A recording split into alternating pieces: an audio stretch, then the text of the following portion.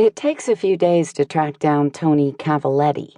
She knows better than to stage an ambush at Soapie's house, even though Jonathan is convinced that Tony Cavaletti is out to fleece Soapie, and thinks Rosie should march in with the authorities and demand that he leave.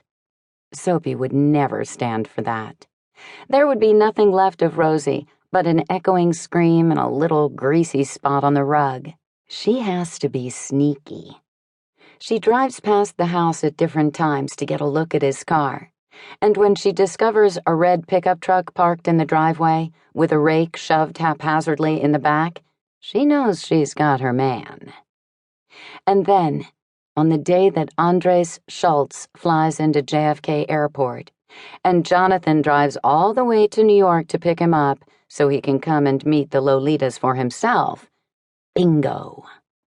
Rosie sees the red truck parked in front of the Starbucks in Brantford, and she pulls into the parking lot, checks her teeth in the mirror, squares her shoulders, and heads inside, her heart pounding. Which customer could possibly be Tony Cavaletti? There's a dark-haired guy in jeans and an orange Syracuse sweatshirt drinking an iced tea and staring at a laptop screen. A couple of young women texting. An older man in one of the armchairs snoozing with his mouth open, and some guys playing chess. She gets her coffee and makes her way over to Syracuse laptop guy. "Excuse me, are you Tony Cavaletti?" she asks. He looks up blankly and then shakes his head.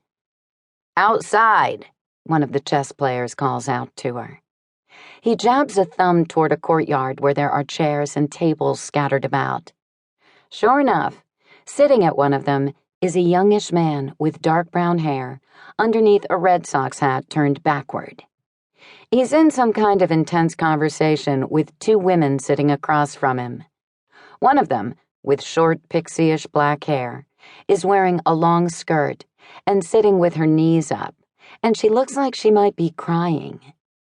And the other one, with pinned-up blonde hair and a blue sweater and jeans, has her arms folded over her chest and is staring off into the traffic. Rosie stands at the glass window, tapping on her paper cup, unsure of what to do. "Go save him," says the chess man, and the others laugh. Another says, "Yeah, get him away from those chicks before they make him wish he was never born." "Are you his friends?" Rosie asks, turning to them, and they get quiet. Finally, a guy in a faded green t-shirt clears his throat and says, "Nah, we don't know him. We overheard those women working him over pretty good, so we feel bad for him." Rosie wants to ask what the subject was of this workover. Were the women yelling at him about abuse of the elderly? Toxic freeloadery? She looks back out the window and sees that now the blonde woman with the jeans has gotten up and is walking away, swinging her arms angrily. The other woman turns around and calls to her, and then she says something to the guy, and then she leaves too.